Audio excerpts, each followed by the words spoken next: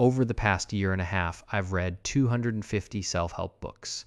And honestly, most of them repeat the same ideas in slightly different ways. Here are the lessons that were actually worth remembering.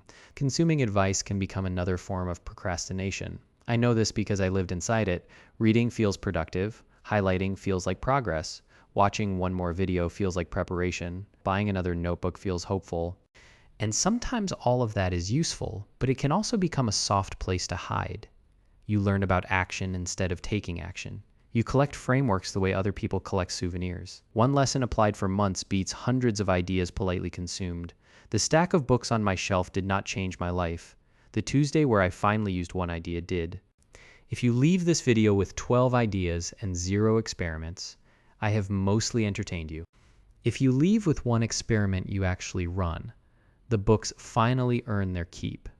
The first lesson is that your environment is stronger than your willpower. Most people blame themselves for weak discipline. Meanwhile, their phone sits face up beside the bed. The snacks they claim to avoid are already in the cupboard. And the desk they hope to focus at faces a television. It is hard to win a fight you keep making easier for the other side. Willpower is a real thing, but it gets tired. Good behavior should be made simpler to start.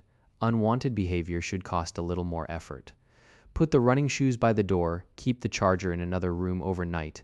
Buy fewer foods you're trying not to eat. Leave the notebook open on the table before you sleep. None of this erases responsibility. You still choose, but choice gets quieter when the room keeps shouting. Design the space so the better option is the lazy option. If discipline keeps failing in the same room, look at the room before you look at your character. That same idea shows up when people wait around for motivation. So the workout waits for a better mood. The hard email waits for confidence. The messy kitchen waits for inspiration that never arrives. Motivation often shows up after you begin, not before. Open the document for 2 minutes. Put on the training clothes even if you feel flat. Wipe one counter. Walk for 5 minutes without promising a marathon. Send the first rough sentence before you polish anything. Once you're already moving, the feeling usually catches up. You do not always act because you feel ready. You often feel ready because you have started acting.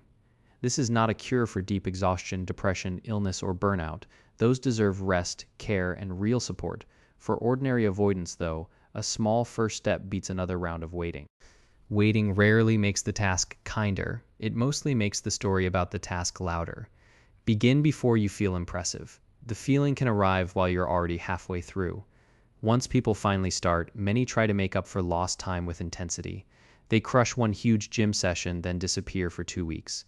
They sprint through work for 3 days, then burn out hard. They follow a harsh diet for 10 days and call the collapse a personal failure. Consistency usually beats intensity for the things that actually stick.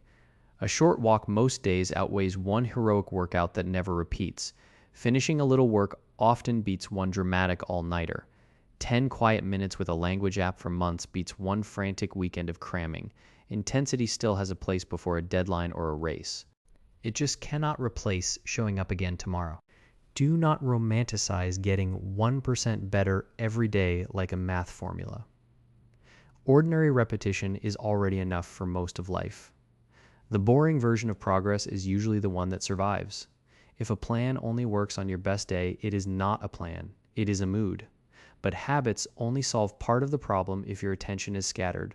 Your life is partly built from whatever keeps receiving your focus. If notifications own your mornings start to feel thin. If you spend hours comparing yourself with strangers online, that comparison becomes the weather in your head.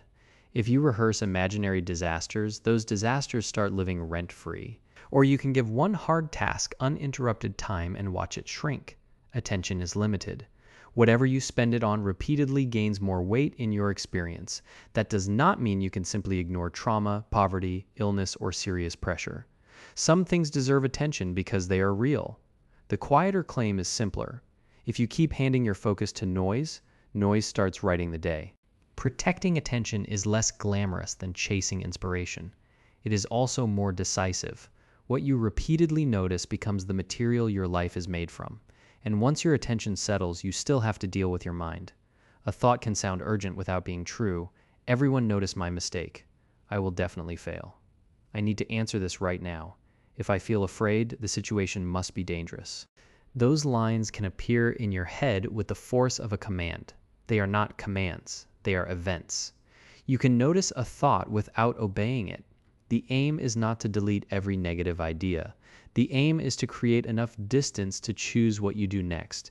You do not have to argue with every thought. Sometimes you just let it pass and keep walking. Fear can be useful. It can also be theatrical. Learning the difference saves a surprising amount of energy. You can take a thought seriously without taking every thought as law. This connects to something almost every book about confidence gets wrong. People are told to believe in themselves as if belief comes first. In practice, confidence often arrives later as evidence. You speak once in a meeting and survive it. You go to the gym while feeling inexperienced and return the next week. You start a difficult conversation without collapsing. You finish small pieces of work until finishing becomes familiar. Confidence is often the memory of having handled similar moments before. It is built from action, discomfort, recovery, and kept promises to yourself. It is also domain-specific. Someone can feel solid at work and shaky at a dinner table. Someone can teach well and still freeze on a first date. Fake certainty is not the same thing as earned ease. Belief without practice tends to crack under pressure. Practice without drama tends to leave a quieter kind of trust. The same pattern also appears in relationships. Most people are thinking about themselves more than they are studying you. After an awkward comment at a party, you replay it for hours. After a small slip in a presentation, you assume the room filed it permanently. After a strange facial expression, you worry everyone noticed. Often they barely registered it. They were busy with their own appearance, their own silence, their own next line. This does not mean nobody cares about you. It means anxiety usually overestimates the audience. And that matters for charisma too. People rarely leave remembering how impressive you seemed. They leave remembering how they felt while talking to you. The spotlight in your head is almost always brighter than the one in the room. If most people are occupied with their own minds, you can communicate clearly, you can influence gently, you can decide what you will tolerate. You cannot force someone to like you.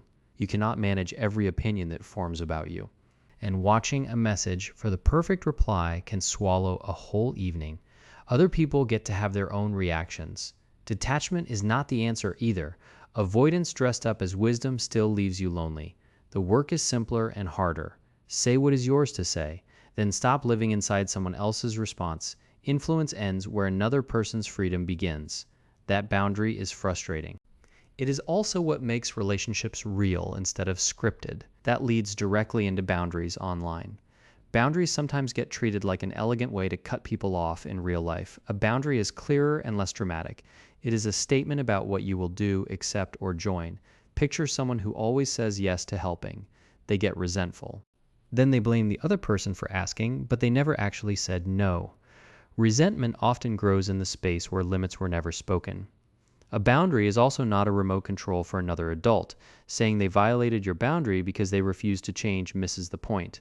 A real boundary includes the action you will take. I can stay for an hour. I cannot take this call after 9. I will leave if the shouting starts. Clear limits. Protect good relationships by making resentment less necessary. People who care about you can usually handle clarity better than silent bitterness. Discomfort cannot be removed from a serious life. It can only be chosen in different forms. There is the discomfort of exercise or the later cost of inactivity. There is the discomfort of an honest conversation or the slow burn of resentment. There's the discomfort of studying or the anxiety of being unprepared or the regret of avoiding it again. Not all suffering is chosen. People do not start with equal resources, health, or safety. You rarely get a path with no friction. You get a vote on which friction you can live with. Comfort chasing has a short memory. Chosen difficulty often has a longer payoff. Pick the discomfort that moves your life forward when you have any choice at all. And if discomfort is inevitable, pleasure alone is a thin guide. Pleasure is not the enemy.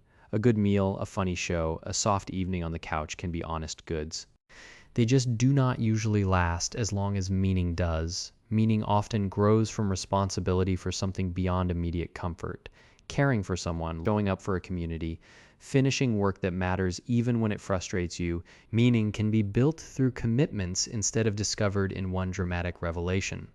Satisfaction shows up later than pleasure does. That delay is part of why people abandon the better path. A life organized only around comfort can still feel strangely empty. A life organized around contribution can feel heavy and still feel worth it. Most of these books are not worthless. Their value is not measured by how inspired you feel for an hour. It is not measured by how many pages you highlight. It is not even measured by how many books you finish. Their value shows up only when something changes in ordinary behavior. Information matters when it survives contact with a regular weekday. The best self-help book is not the one that rearranges your thoughts for a night. It is the one that still changes what you do half a year later.